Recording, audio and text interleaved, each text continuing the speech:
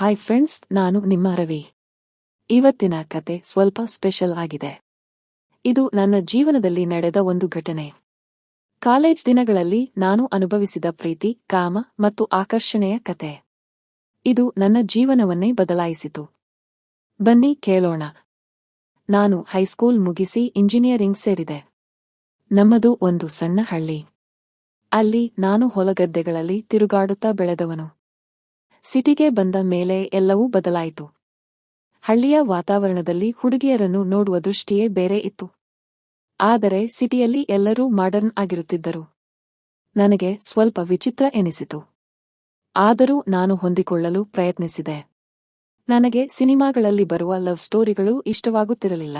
ನನಗೂ ಒಂದು love story ಇರಬೇಕೆಂದು ಆಸೆ. ಆದರೆ ಅದು ಹೇಗೆ ಸಾಧ್ಯ ಎಂದು ಗೊತ್ತಿರಲಿಲ್ಲ.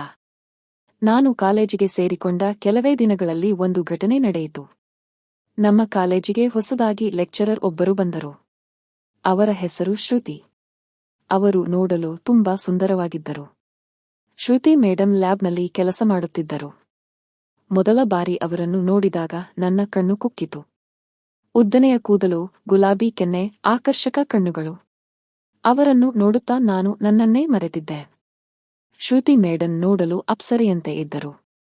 ಅವರು ರೀಸೆಂಟ್ ಆಗಿ ಪಿಎಚ್ಡಿ ಮುಗಿಸಿ ನಮ್ಮ ಕಾಲೇಜಿಗೆ ಬಂದಿದ್ದರು. ನಮಗೆ ವಾರದಲ್ಲಿ 2 ಬಾರಿ ಲ್ಯಾಬ್ ಇರುತ್ತಿತ್ತು. ಅಂದರೆ ಶ್ರುತಿ ಮೇಡಂ ಕ್ಲಾಸ್ ಇರುತ್ತಿತ್ತು. ಅವರನ್ನು ನೋಡಿದ ದಿನದಿಂದ ನನ್ನ ಮನಸ್ಸಿನಲ್ಲಿ ಏನೋ ಸಂಚಲನ. ಯಾವಾಗಲೂ ಹಿಂದಿನ ಬೆಂಚಲ್ಲಿ ಕೂರುತ್ತಿದ್ದ ನಾನು ಶ್ರುತಿ ಮೇಡಂ ಕ್ಲಾಸ್ ಅಂದರೆ ಮೊದಲ ಬೆಂಚಿಗೆ ಬಂದುಬಿಡುತ್ತಿದ್ದೆ. ಅವರನ್ನೇ ನೋಡುತ್ತಾ ಕೂರುತ್ತಿದ್ದೆ. ಅವರು ಲ್ಯಾಬ್ನಲ್ಲಿ ಪಾಠ ಮಾಡುವಾಗ ನಾನು ಅವರನ್ನು ಕಣ್ಣು ಮಿಟುಕಿಸದೆ ನೋಡುತ್ತಿದ್ದೆ. ಬೇರೆ ಯಾವ ವಿಚಾರವೂ ನನ್ನ ತಲೆಗೆ ಬರುತ್ತಿರಲಿಲ್ಲ. ಅಷ್ಟು ಮೋಡಿ ಮಾಡಿದ್ದರು ಅವರು. ಶ್ರುತಿ ಮೇಡಂ ಆ ಕಡೆಯಿಂದ ಈ ಕಡೆಗೆ ನಡೆದರೂ ನನ್ನ ದೃಷ್ಟಿ ಮಾತ್ರ ಅವರ ಮೇಲೆಯೇ ಇರುತ್ತಿತ್ತು. ಅವರ ಸೌಂದರ್ಯ ಅಷ್ಟೊಂದು ಆಕರ್ಷಕವಾಗಿತ್ತು. ಅವರು ಹೊಸದಾಗಿ ಕೆಲಸಕ್ಕೆ ಸೇರಿದ್ದರಿಂದ ಅವರಿಗೆ ಹೆಚ್ಚು ಅಧಿಕಾರವಿರಲಿಲ್ಲ. ಅವರನ್ನು ಟೆಂಪರರಿ ಲೆಕ್ಚರರ್ ಆಗಿ ನೇಮಕ ಮಾಡಲಾಗಿತ್ತು. ನಾನು ಮೊದಲ ಬೆಂಚಲ್ಲಿ ಕೂತು ಅವರನ್ನು ನೋಡುವುದು ಅವರಿಗೂ ಗೊತ್ತಿತ್ತು. ಆದರೆ ಅವರು ಏನೂ ಹೇಳುತ್ತಿರಲಿಲ್ಲ. ಅವರ ಮೌನ ನನ್ನನ್ನು ಹುಚ್ಚನನ್ನಾಗಿಸಿತು. ಶ್ರುತಿ ಮೇಡಂ ಯಾವಾಗಲೂ ಪರ್ಫ್ಯೂಮ್ ಹಾಕಿಕೊಂಡು ಬರುತ್ತಿದ್ದರು. ಲ್ಯಾಬ್ನಲ್ಲಿ ಅವರ ಪರ್ಫ್ಯೂಮ್ ಗಮಲು ಮೂಗಿಗೆ ಬಡಿಯುತ್ತಿತ್ತು. ಆ ವಾಸನೆಗೆ ಮೈಯೆಲ್ಲ ಜುಮ್ ಎನ್ನುತ್ತಿತ್ತು. ಹೇಗಾದರೂ ಮಾಡಿ ಅವರ ಹತ್ತಿರ ಹೋಗಬೇಕು ಎಂದು ನಾನು ನಿರ್ಧರಿಸಿದೆ. ಅವರನ್ನು ನೋಡಿದಾಗಿನಿಂದ ನಾನು ಹೆಚ್ಚು ಲ್ಯಾಬ್ ಕೆಲಸಗಳಲ್ಲಿ ತೊಡಗಿಸಿಕೊಂಡೆ. 1-2 ತಿಂಗಳು ಕಳೆಯಿತು. ಎಲ್ಲ ಬೋಧನಾ ತರಗತಿಗಳು ಮುಗಿದವು. ಶ್ರುತಿ ಮೇಡಂ ನಮಗೆ ಲ್ಯಾಬ್ ರೆಕಾರ್ಡ್ ಬರೆದುಕೊಂಡು ಬರುವಂತೆ ಹೇಳಿದರು. ಕೊನೆಯ ದಿನಾಂಕವನ್ನು ತಿಳಿಸಿದರು. ಆದರೆ ನಾನು ಮಾತ್ರ ಸುಮ್ಮನೆ ಕಾಲೇಜಿನಲ್ಲಿ ಅಡ್ಡಾಡುತ್ತಾ ಕ್ರಿಕೆಟ್ ಆಡುತ್ತಾ ಬೈಕ್ನಲ್ಲಿ ಓಡಾಡುತ್ತಾ ಇದ್ದೆ. ರೆಕಾರ್ಡ್ ಮಾತ್ರ ಬರೆದಿರಲಿಲ್ಲ. ಶ್ರುತಿ ಮೇಡಂ ಹೇಳಿದ ದಿನಾಂಕಕ್ಕೆ ನಾನು ಕೇವಲ ಒಂದೇ ಒಂದು ಎಕ್ಸ್ಪೆರಿಮೆಂಟ್ ಬರೆದುಕೊಂಡು ಹೋದೆ. ಎಲ್ಲರೂ ತಮ್ಮ ರೆಕಾರ್ಡ್ ಸಬ್ಮಿಟ್ ಮಾಡಿದರು. ನಾನು ರೆಕಾರ್ಡ್ ಕೊಟ್ಟಾಗ ಶ್ರುತಿ ಮೇಡಂ ಅದನ್ನು ಚೆಕ್ ಮಾಡಲು ಪ್ರಾರಂಭಿಸಿದರು. ಅದರಲ್ಲಿ ಕೇವಲ ಒಂದೇ ಒಂದು ಎಕ್ಸ್ಪೆರಿಮೆಂಟ್ ಬರೆದಿದ್ದೆ. ಅವರಿಗೆ ಸಿಟ್ಟು ಬಂತು. ಅವರು ಎಲ್ಲರನ್ನೂ ಹೊರಗೆ ಕಳುಹಿಸಿ ನನ್ನನ್ನು ಮಾತ್ರ ಕೂರಿಸಿಕೊಂಡರು. ಇವತ್ತು ಸಂಜೆವರೆಗೂ ಇಲ್ಲೇ ಕೂತು ಎಲ್ಲಾ ಎಕ್ಸ್ಪೆರಿಮೆಂಟ್ ಬರೆದು ಕೊಡಬೇಕು ಎಂದು ಹೇಳಿದರು. ನಾನು ಸ್ವಲ್ಪ ಕೆಲಸ ಇದೆ, ಮುಂದಿನ ವಾರ ಬರೆದುಕೊಂಡು ಬರುತ್ತೇನೆ ಎಂದು ಕೇಳಿದೆ. ಆದರೆ ಅವರು ಕೇಳಲಿಲ್ಲ. ಎಷ್ಟು ಜನ ಬರೆದಿದ್ದೀರಿ ಅಂತ ರಿಪೋರ್ಟ್ ಕೊಡಬೇಕು. ನಾನು ಯಾರ ಮಾತನ್ನೂ ಕೇಳುವುದಿಲ್ಲ ಎಂದರು. ನಾನು ಎಷ್ಟೇ ಬೇಡಿಕೊಂಡರೂ ಅವರು ಬಿಡಲಿಲ್ಲ. ಅಲ್ಲೇ ಕೂತು ಬರೆಯುವಂತೆ ಹೇಳಿದರು. ನನಗೆ ಬೇರೆ ದಾರಿ ಇರಲಿಲ್ಲ. ಅವರ ಮಾತಿಗೆ ಒಪ್ಪಿಕೊಂಡೆ. ಇವತ್ತು ಸಂಜೆವರೆಗೂ ಬರೆದು ಕೊಡಬೇಕು ಅಂದರೆ ಸಾಧ್ಯವಿಲ್ಲ ಎಂದು ನಾನು ಹೇಳಿದೆ. ಅವರು ಬೇರೆ ಏನು ಕಾರಣ ಹೇಳಬೇಡಿ ಎಂದರು. ಗಟ್ಟಿಯಾಗಿ ಹೇಳಿದರು. ನಾನು ಇನ್ನೊಮ್ಮೆ ನಾಳೆ ಬರೆದುಕೊಂಡು ಬರುತ್ತೇನೆ ಎಂದು ಕೇಳಿದೆ. ಅವರು ಇವಾಗ ಇಲ್ಲೇ ನಿಂತರೆ ಸಮಯ ಹಾಳಾಗುತ್ತೆ ಎಂದು ಸಿಡುಕಿದರು. ಕೂತು ಬರೆಯಲು ಹೇಳಿದರು. ಅವರು ಏನು ಹೇಳಿದರೂ ಕೇಳುವುದಿಲ್ಲ ಎಂದು ಗೊತ್ತಾಯಿತು. ಕೊನೆಗೆ ನಾನು ಬರೆಯಲು ಕುಳಿತೆ. ಬೇರೆ ಬೇರೆಯವರೆಲ್ಲ ಬರೆದು ಕೊಟ್ಟು ಹೋದರು. ಆದರೆ ನನ್ನದು ಮಾತ್ರ ಮುಗಿಯುವಂತೆ ಕಾಣುತ್ತಿರಲಿಲ್ಲ. ಗಂಟೆ ನೋಡಿದೆ. ಆಗಲೇ 6 ಗಂಟೆ ಆಗಿತ್ತು. ನಾನು ಮತ್ತು ಶ್ರುತಿ ಮೇಡಂ ಮಾತ್ರ ಇದ್ದೆವು. ನಾನು ನಾಳೆ ಇದನ್ನು ಕೊಡ್ತೀನಿ. ಇವತ್ತು ಹೋಗಿ ಬರೆದುಕೊಂಡು ಬರುತ್ತೇನೆ ಎಂದೆ. ಅವರು ಇವತ್ತು ರಾತ್ರಿ 11 ಗಂಟೆಯಾದರೂ ಬರೆದು ಕೊಡಲೇಬೇಕು ಎಂದು ಗದರಿಸಿದರು. ಅವರ ಹಠಮಾರಿತನಕ್ಕೆ ನನಗೆ ಸಿಟ್ಟು ಬಂತು. ನಾನು ನಮ್ಮ ಹಾಸ್ಟೆಲ್ ಗೇಟ್ ಬಂದ್ ಆಗುತ್ತೆ. ಬೇಗ ಕಳುಹಿಸಿಕೊಡಿ ಎಂದು ಬೇಡಿಕೊಂಡೆ. ಅದಕ್ಕೆ ಅವರು ಅಲ್ಲಿಗೆ ನಾನು ಬಂದು ಹೇಳುತ್ತೇನೆ ಎಂದರು. ನಾನು ತಲೆ ಮೇಲೆ ಕೈ ಹೊತ್ತು ಕುಳಿತೆ. ನನ್ನ ಕರ್ಮ ಅಂದುಕೊಂಡೆ. ಬರೆಯುತ್ತಾ ಕೂತೆ. ಕೊನೆಗೆ ಶ್ರುತಿ ಮೇಡಮ್ ನಿಧಾನವಾಗಿ ನನ್ನ ಹತ್ತಿರ ಬಂದರು.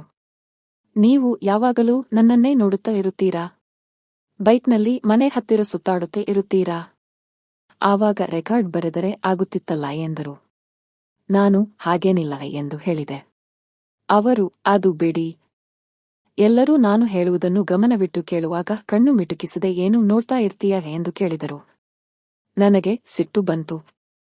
ನಿಮ್ಮನ್ನೇ ನೋಡುತ್ತಾ ಇರುತ್ತೇನೆ. ನಿಮ್ಮನ್ನು ಕಂಡರೆ ಏನೋ ಒಂಥರ ಆಗುತ್ತೀಯೆ ಎಂದು ಹೇಳಿದೆ. ನನ್ನ ಮಾತಿಗೆ ಅವರು ನಕ್ಕರು.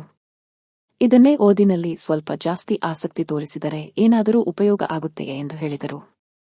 ಅವರ ಮಾತಿನಲ್ಲಿ ಕಾಳಜಿ ಇತ್ತು. ಕೊನೆಗೆ 10 ಎಕ್ಸ್ಪೆರಿಮೆಂಟ್ ಬರೆದು ಮುಗಿಸಿದಾಗ ರಾತ್ರಿ 8 ಗಂಟೆ ಆಗಿತ್ತು. ಅವರು ರೆಕಾರ್ಡ್ ತಗೊಂಡು ಬಾ. ಏನು ಬರೆದಿದ್ದೀಯಾ ಅಂತ ಚೆಕ್ ಮಾಡ್ತೀನಿ ಎಂದರು. ನಾನು ಅವರ ಟೇಬಲ್ ಹತ್ತಿರ ಹೋದೆ. ಪಕ್ಕದಲ್ಲೇ ನಿಂತುಕೊಂಡೆ. ಅವರ ಸೌಂದರ್ಯವನ್ನು ನೋಡಲು ಪ್ರಾರಂಭಿಸಿದೆ. ಅವರು ತಲೆ ತಗ್ಗಿಸಿ ರೆಕಾರ್ಡ್ ಚೆಕ್ ಮಾಡುತ್ತಿದ್ದರು. ಹೀಗೆ ನೋಡುವಾಗ ನನ್ನ ಮನಸ್ಸಿನಲ್ಲಿ ಏನೋ ಆಯಿತು. ಅವರು ರೆಕಾರ್ಡ್ ಚೆಕ್ ಮಾಡುವ ಬದಲು ಓರೆಗಣ್ಣಿನಿಂದ ನನ್ನನ್ನು ನೋಡುತ್ತಿದ್ದರು. ಅವರು ಇದೇನು? ಪ್ರಶ್ನೆಗೆ ಬೇರೆ ಉತ್ತರ ಬರೆದಿದ್ದೀರಾ ಎಂದು ಕೇಳಿದರು. ನಾನು ಇನ್ನೂ ಸ್ವಲ್ಪ ಹತ್ತಿರ ಹೋದೆ. ಅವರ ಕೈ ನನ್ನ ಕೈಗೆ ತಾಗಿತು. ಅವರು ಸುಮ್ಮನೆ ಇದ್ದರು. ಕೆಲ ಹೊತ್ತು ಹೀಗೆ ಸುಮ್ಮನಿದ್ದರಿಂದ ನನಗೆ ಎಲ್ಲವೂ ಅರ್ಥವಾಯಿತು. ನಾನು ಇನ್ನೂ ಒಂದು ಹೆಜ್ಜೆ ಮುಂದೆ ಇಟ್ಟೆ. ಆಗ ಅವರು ಗದರಿಸಿದರು. ಏನ್ರೀ, ಗೊತ್ತಾಗುವುದಿಲ್ಲವಾ ನಿಮಗೆ? ನಾಳೆ ಪ್ರಿನ್ಸಿಪಾಲ್ ಹತ್ತಿರ ನಿಮ್ಮ ಬಗ್ಗೆ ಹೇಳುತ್ತೇನೆ. ಏನೇನೋ ಬರೆದಿದ್ದೀರಾ. ಇವಾಗ ನೋಡಿದರೆ ಎಂದು ರೇಗಾಡಿದರು. ಅದೇ ಹೊತ್ತಿಗೆ ಕರೆಂಟ್ ಹೋಯಿತು. ನನಗೆ ಭಯವಾಯಿತು. ಇವರು ನಿಜವಾಗಿಯೂ ಪ್ರಿನ್ಸಿಪಾಲ್ ಹತ್ತಿರ ಹೇಳಿದರೆ ನನ್ನನ್ನು ಮನೆಗೆ ಕಳುಹಿಸುವುದು ಗ್ಯಾರಂಟಿಯೇ ಎಂದು ಯೋಚಿಸಿದೆ. ಕೂಡಲೇ ಅವರಿಗೆ ಮುತ್ತು ಕೊಟ್ಟೆ. ಅವರು ಕೂಡಲೇ ಸುಮ್ಮನಾದರು. ನಾನು ಅದೇ ಸಮಯವನ್ನು ಬಳಸಿಕೊಂಡು ಅಲ್ಲಿಯೇ ನನ್ನ ಪ್ರೀತಿಯನ್ನು ವ್ಯಕ್ತಪಡಿಸಿದೆ. ಆಮೇಲೆ ಕೆಲ ದಿನಗಳ ನಂತರ ಎಲ್ಲವೂ ಸರಿ ಹೋಯಿತು. ನಾವು ಕ್ಲೋಸ್ ಫ್ರೆಂಡ್ಸ್ ಆಗಿದ್ವಿ. ಆನಂತರ ನಮ್ಮ ಪ್ರೀತಿ ಬೆಳೆಯಿತು. ನಾನು ಮತ್ತು ಶ್ರುತಿ ಮೇಡಮ್ ತುಂಬಾ ಕ್ಲೋಸ್ ಆಗಿದ್ವಿ. ನಾವು ಆಗಾಗ ಕಾಲೇಜಿನಲ್ಲಿ ಮತ್ತು ಕಾಲೇಜಿನ ಹೊರಗಡೆ ಭೇಟಿಯಾಗುತ್ತಿದ್ದೆವು. ನಮ್ಮ ಪ್ರೀತಿ ಗಾಢವಾಗಿತ್ತು. ಕೆಲವೊಮ್ಮೆ ಲ್ಯಾಬ್ನಲ್ಲಿ ಎಕ್ಸ್ಪೆರಿಮೆಂಟ್ ಮಾಡುವಾಗ ನಾನು ತಪ್ಪುಗಳನ್ನು ಮಾಡುತ್ತಿದ್ದೆ. ಅಂತಹ ಸಮಯದಲ್ಲಿ ಅವರು ನನಗೆ ಸಹಾಯ ಮಾಡುತ್ತಿದ್ದರು.